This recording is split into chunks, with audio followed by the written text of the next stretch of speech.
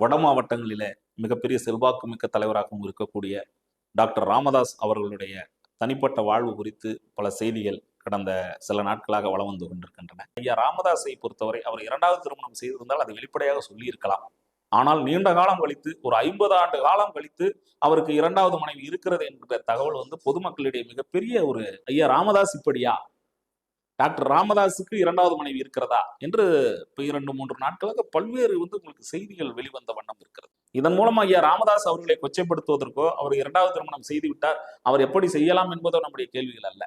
ஒரு பொதுவான ஒரு தலைவராக, ஒரு சமூகத்தின் மீது அக்கறை கொண்ட தலைவராக இருப்பவர் இது போன்ற 50 ஆண்டு காலம் கழித்து இது போன்ற செய்திகள் வருகின்ற போது இந்த சமூகத்திற்கு உண்மையாக இருந்தாரா? இந்த சமூகம் குறித்து அவருடைய சிந்தனை என்ன?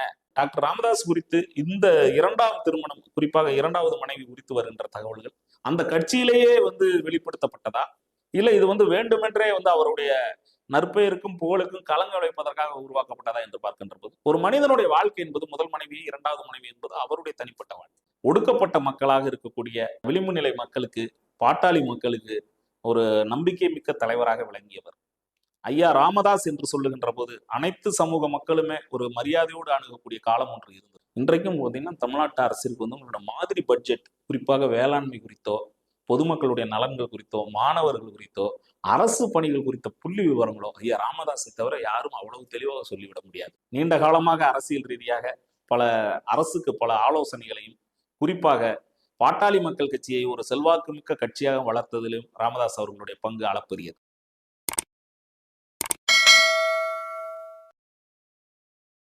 கணம் தொலைக்காட்சி நேயர்களுக்கு வணக்கம்.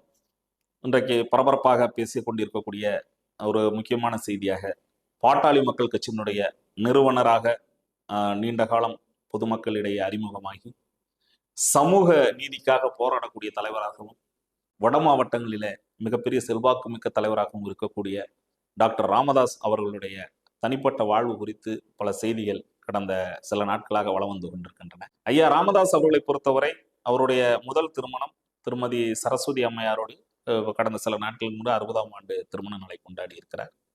இதற்கிடையில் நேற்று ஒரு செய்தி, மற்றொரு மனைவி என்று சொல்லி சுசீலா என்பவரோட 50ஆம் ஆண்டு திருமண நாளை கொண்டாடி இருக்கிறார் அப்படிங்கிற தகவல் வருது. கேட்ட படித்த பார்த்த அனைவருக்குமே மிகப்பெரிய அதிர்ச்சியாக இருக்கிறது.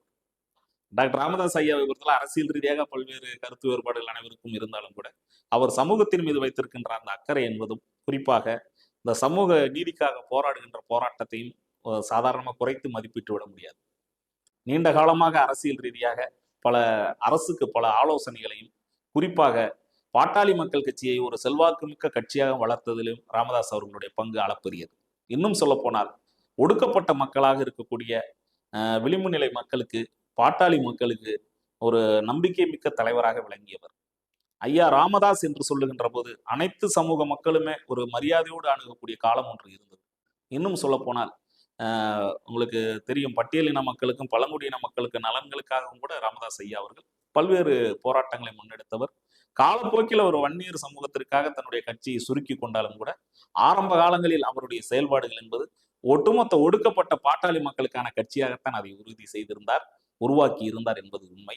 இப்பொழுது அவருடைய இந்த இரண்டாம் திருமணம், குறிப்பாக அந்த சுசீலா அம்மையாரோடு திருமண வாழ்வில் இருந்ததாகவும், ஒரு 50 ஆண்டு காலம் இன்றைக்கு திருமண வாழ்க்கை இதை மறைத்து வைத்து விட்டார் இப்பொழுது தெரிய வருகிறது. ஏற்கனவே பாட்டாளி மக்கள் கட்சியில அவரு தலைமை பதவி குறித்து அவருக்கும் அவரது மகன் அன்புமணி ராமதாஸ் அவர்களுக்கும் பல கருத்து வேறுபாடுகளும், கட்சி 2 பிரிவாக செயல்படுவதையும் நாம் பார்க்கின்றோம். இது போன்ற சூழலில் டாக்டர் ராமதாஸ் குறித்து இந்த இரண்டாம் திருமணம், குறிப்பாக இரண்டாவது மனைவி குறித்து வருகின்ற தகவல்கள் அந்த கட்சியிலேயே வெளிப்படுத்தப்பட்டதா, இல்ல இது வேண்டுமென்றே அவருடைய நற்பெயருக்கும் புகழுக்கும் களங்கம் வைப்பதற்காக உருவாக்கப்பட்டதா என்று பார்க்கின்ற போது, ஒரு மனிதனுடைய வாழ்க்கை என்பது முதல் மனைவி இரண்டாவது மனைவி என்பது அவருடைய தனிப்பட்ட வாழ்க்கை. இந்த சமூகத்தில் வெளிப்படையாக இருக்கின்ற எந்த தலைவரும் இந்த மக்கள் பாத்தீங்கன்னா அந்த பொது வாழ்வு குறித்து இந்த காரணத்தால் ஒதுக்கி விடுவதில்லை. ஏற்கனவே தமிழ்நாட்டிலுடைய முக்கியமான பொறுப்புகளில் இருந்த சில தலைவர்கள்லாம் உங்களுக்கு தெரியும், ஒன்றுக்கு மேற்பட்ட திருமணங்களை கால சூழலில் செய்தவர்கள். அவர்கள் அது குறித்தெல்லாம் மறைத்து வைத்து நாம் பார்த்ததில்லை. குறிப்பாக அது குறித்து வெளிப்படையாக பொதுவெளியில் பேசியிருக்கிறார்கள். பொதுமக்களை பொறுத்தவரை அவர்களுடைய தனிப்பட்ட வாழ்க்கை, குடும்ப வாழ்க்கை அது தனி. ஆனால் பொது வாழ்வில் அவர்கள் எப்படி ஈடுபட்டிருக்கிறார்கள் என்பதைத்தான் பார்ப்பார்கள். அந்த வகையில் ஐயா ராமதாஸை பொறுத்தவரை அவர் இரண்டாவது திருமணம் செய்திருந்தால் அதை வெளிப்படையாக சொல்லியிருக்கலாம். ஆனால் நீண்ட காலம் கழித்து, ஒரு 50 ஆண்டு காலம் கழித்து அவருக்கு இரண்டாவது மனைவி இருக்கிறது என்கிற தகவல் வந்து பொதுமக்களிடையே மிகப்பெரிய ஒரு, அது என்ன சொல்றதுன்னா, ஐயா ராமதாஸ் இப்படியா, டாக்டர் ராமதாஸுக்கு இரண்டாவது மனைவி இருக்கிறதா என்று இப்ப 2-3 நாட்களாக பல்வேறு வந்து உங்களுக்கு செய்திகள் வெளிவந்த வண்ணம் இருக்கிறது. இதன் மூலம் ஐயா ராமதாஸ் அவர்களை கொச்சைப்படுத்துவதற்கோ, அவர் இரண்டாவது திருமணம் செய்து விட்டார், அவர் எப்படி செய்யலாம் என்பதோ நம்முடைய கேள்விகள் அல்ல. ஒரு பொதுவான ஒரு தலைவராக, ஒரு சமூகத்தின் மீது அக்கறை கொண்ட தலைவராக இருப்பவர் இது போன்ற வந்து 50 ஆண்டு காலம் கழித்து இது போன்ற செய்திகள் வருகின்ற போது இந்த சமூகத்திற்கு உண்மையாக இருந்தாரா? இந்த சமூகம் குறித்து அவருடைய சிந்தனை என்ன? ஏற்கனவே வந்து பாட்டாளி மக்கள் கட்சி தான் உங்களுக்கு தெரியும், நாடக காதல் அப்படிங்கிற தகவல்கள் எல்லாம் வந்து சமூகத்திற்கு இடையே பல பிரச்சனைகள் எல்லாம் ஏற்படுத்துகின்ற பொழுது அவர்கள் சொல்வது என்றால், இந்த மாதிரி 2 சமூகத்திற்கிடையே காதல் செய்தாலே நாடக காதல் என்று அவர்கள் தான் குறிப்பிட்டிருக்கிறார்கள். அப்படி என்றால் ஐயா ராமதாஸ் அவர்களும் செய்தது நாடக காதலா அப்படிங்கிற கேள்வி வருகிறது. ஏனென்றால் ஏற்கனவே சரஸ்வதி அம்மையாரையே அவர்கள் காதல் திருமணம் செய்து கொண்டதாகத்தான் சொல்வார்கள். அப்படி இருக்கும்போது அது நாடக காதலா, இல்லது ஒரு மனைவி இருக்கும் போதே இன்னொரு மனைவி திருமணம் செய்தது அதுவும் நாடக காதலாங்கிற கேள்விகள் எல்லாம் இருக்கிறது. சரி, அது அவருடைய தனிப்பட்ட வாழ்க்கையா கூட இருக்கலாம். ஆனாலும் கூட பாட்டாளி மக்கள் கட்சி குறித்து இன்றைக்கு விமர்சனங்கள் வைக்கின்ற போது ஐயா ராமதாஸ் குறித்த இந்த தகவலை, குறிப்பாக 2ஆம் திருமணம் குறித்து பல்வேறு வந்து விமர்சனங்கள் வந்த வண்ணம் இருக்கின்றன. நீண்ட காலமாக அவருடைய புகழ் வந்து உங்களுக்கு பார்த்தீங்கன்னா பொது வாழ்வில் இருந்த காரணத்தால் இது வந்து அவருக்கு ஒரு பின்னடைவாக நாம் கருத வேண்டியிருக்கிறது. ஏற்கனவே பல ஆண்டுகளுக்கு முன்பு இது மாதிரி எனக்கு 2வது திருமணம் இருக்கிறது, இன்னொரு மனைவி இருக்கிறார் என்கிற ஒரு அடிப்படை சொல்லி இருந்தால் யாருமே வந்து அவரை போய் கேள்வி கேட்க வேண்டிய அவசியம் கிடையாது. ஆனாலும் இதை வந்து ஒரு நீண்ட காலமா மறைத்து வைக்க வேண்டிய அவசியம் என்ன? முதல் மனைவி இருக்கின்ற போது 2வது மனைவி திருமணம் செய்து, அரசியல்வாதியில பல பேருக்கு திருமணம்லாம் 2வது மனைவிலாம் இருக்காங்க. அதாவது அது வந்து பாத்தீங்கன்னா அவர்களுடைய பொது வாழ்வை எந்த வகையிலும் பாதித்தது கிடையாது. முதல் மனைவி வந்து உங்களுக்கு அது குறித்து வந்து ஆட்சேபனை தெரிவித்தால்தான் அவர்களுடைய பொது வாழ்வில் கூட அது குறித்து உங்களுக்கு கேள்வி எழுப்ப முடியும். சில அரசியல்வாதிகளுடைய முதல் மனைவி எல்லாம் பாத்தீங்கன்னா, எங்களுக்கு எனது கணவர் வந்து 2ஆம் திருமணம் செய்தது இல்லை என்று கூட அஃபிடவிட்லாம் போட்டிருக்காங்க. அப்படியெல்லாம் நம்ம பார்க்குறோம்.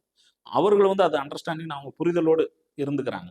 ஆனால் மிகப்பெரிய ஒரு போராளி தலைவராக கருதப்படுகிற ஐயா ராமதாஸ் அவர்கள் இது போன்ற அந்த முதல் திருமணம் இருக்கின்ற போதும் முதல் மனைவியோடு ஒரு நீண்ட காலம் வாழ்கின்ற அடிப்படையில் 2வது மனைவியோடு வந்து திருமண நாள் கொண்டாடி இருக்கிறார் என்கின்ற அந்த தகவல் அதிர்ச்சி அளிக்கக்கூடியதாகவும், ஒரு மிகப்பெரிய வந்து பாட்டாளி மக்கள் கட்சி தொண்டர்களிடையே கூட ஒரு குழப்பத்தை ஏற்படுத்துவதாகவும் இருக்கிறது. ஒருவேளை அவர்களுக்கு மேல்மட்ட தலைவர்களுக்கு தெரிந்திருக்கலாம், அடுத்த கட்ட தலைவர்கள் அறிந்திருக்கலாம். ஆனாலும் கூட இது வந்து பொதுமக்களிடையும் பாட்டாளி மக்கள் கட்சி தொண்டர்களிடையும் ஒரு புதிய செய்தியாக இருப்பதாக நான் கருதுகிறேன்.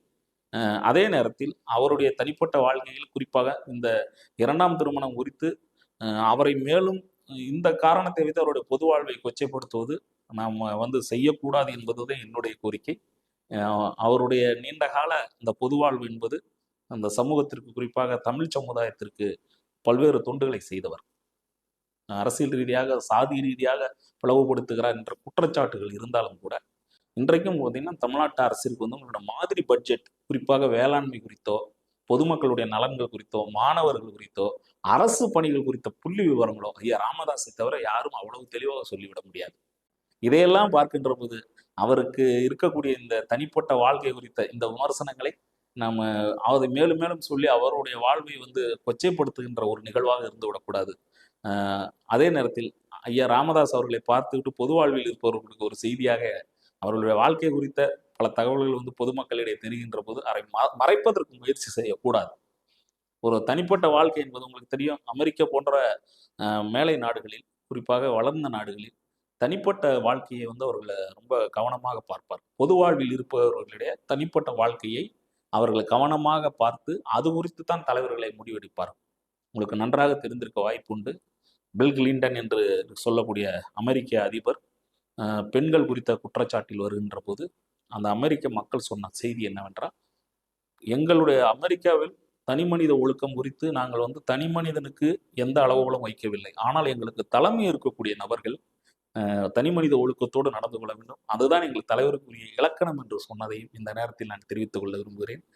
பொது வாழ்வில் ஈடுபடக்கூடிய தலைவர்கள் தனிப்பட்ட வாழ்விலும் ஒழுக்கம் நிறைந்தவராக, குறிப்பாக மக்களுக்கு எடுத்துக்காட்டுகளை இருக்கக்கூடியவராக இருக்க வேண்டுமே தவிர அந்த வாழ்க்கையில் அவர்கள் தவறி விழுகின்ற போது குறிப்பாக மறைக்கின்ற ஒரு செய்திகள் வந்து பொதுமக்களிடையே பேசு பொருளாக ஆகிவிடும்.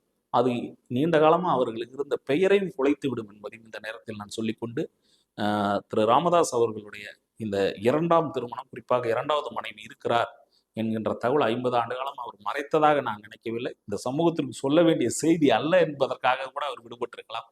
அந்த அடிப்படையில் அவருடைய நீண்டகால பொது வாழ்வை பார்க்க வேண்டும், இதோட தனிப்பட்ட வாழ்க்கையை நாம் விமர்சிக்க வேண்டாம் என்பது என்னுடைய கருத்து. நன்றி, வணக்கம்.